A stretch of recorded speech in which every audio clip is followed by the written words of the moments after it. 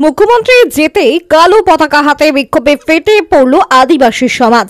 আদিবাসী single অভিযানের নেতৃত্বে চলে এই বিক্ষোভকারীদের অভিযোগ, চলতি মাসের 1 তারিখ তারা আদিবাসী ভাষায় পর্যাপ্ত শিক্ষক নিয়োগ, ভুয়ো এসটি সার্টিফিকেট সমস্যার সমাধান, আদিবাসীদের জমি দখল বা হস্তান্তর সারানা, ধর্ম স্বীকৃতি দাবিতে ব্লক প্রশাসন এবং জেলা প্রশাসন মারফত মুখ্যমন্ত্রীর কাছে স্মারকলিপি দিয়েছিলেন। কিন্তু এদিন মুখ্যমন্ত্রী সেই বিষয়ে কোনো কথা বলেননি, আদিবাসীদের নিয়ে কিছু বলেননি। তাই এদিন গাজল থেকে মমতা যেতেই শুরু হয় বিক্ষোভ। তাদের দাবি, মুখ্যমন্ত্রী আদিবাসী বিরোধী, এমনকি বাংলা বন্ধ ডাকার হুঁশিয়ারি দেওয়া হয়েছে সংগঠনের পক্ষ থেকে। এই ঘটনার সামনে আসতেই শুরু হয়েছে রাজনৈতিক চর্চা। বিজেপির অভিযোগ, আদিবাসীরা মুখ্যমন্ত্রীকে চিনে গেছেন। তৃণমূলের আমলে একজন আদিবাসী সাংসদকে আক্রান্ত হতে হয়, আদিবাসীরা এবার জবাব দেবে। যদিও তৃণমূলের দাবি, মুখ্যমন্ত্রী সবসময় আদিবাসীদের পাশে আছেন, কারোর কোনো দাবি থাকলে খতিয়ে দেখা হবে। গত 1 তারিখে বিডিওর মারফত ডিএম মারফতের কাছে মুখ্যমন্ত্রীর কাছে একটা মেমোরেন্ডাম দাবি দেওয়া দিয়েছিলাম আমরা, এবং সবাই আমরা অবগত ছিলাম যে 3 তারিখে গাজলে এসে মমতা ব্যানার্জি এটার সম্বন্ধে কড়া বার্তা দিবেন।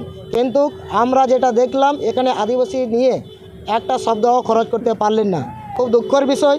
আমাদের ডিমান্ড ছিল আদিবাসীদের সাঁওতালি ভাষার মাধ্যমে পঠন যেই সব স্কুলে চলছে, সেই সব স্কুলে পর্যাপ্ত শিক্ষক এখনও পর্যন্ত নেই, যার ফলে ছাত্রছাত্রীদের প্রচণ্ড অসুবিধা ভুগতে হচ্ছে।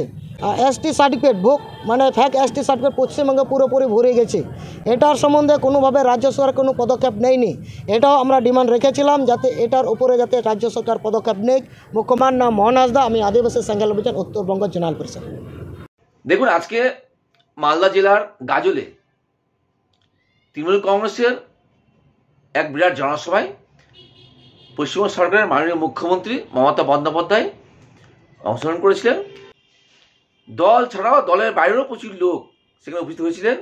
নানান সম্প্রদায়ের লোক এসেছিলেন, সেখানে আদিবাসী সমাজেরও প্রচুর লোক এসেছিলেন। তারা জনসভায় উপস্থিত ছিলেন, মুখ্যমন্ত্রীর বক্তব্য শুনেছেন এবং মুখ্যমন্ত্রী তাদেরকে রীতিমতো স্টেজে উঠিয়ে তাদের সম্মান দিয়েছেন।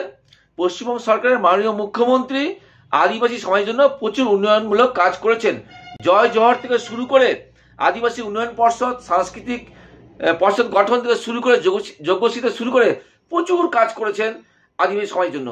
বিজেপি কাছে কোনো ইস্যু নেই, তাই তারা কিছু মানুষকে উস্কানি দিয়ে হয়তো কিছু বিরোধ করার চেষ্টা করেছেন।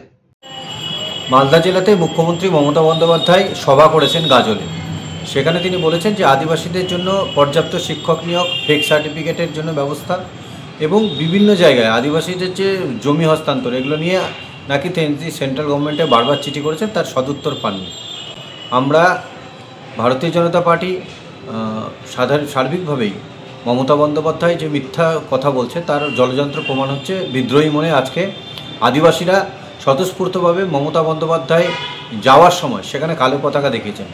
আদিবাসী থেকে শুরু করে নমশূদ্র এবং প্রত্যেকটা জায়গায় মুসলিম ভাইরা পর্যন্ত বুঝে নিয়েছে মমতা বন্দ্যোপাধ্যায় শুধু কথা হচ্ছে যে ভুয়ো কথা এবং মিথ্যা প্রতিশ্রুতি।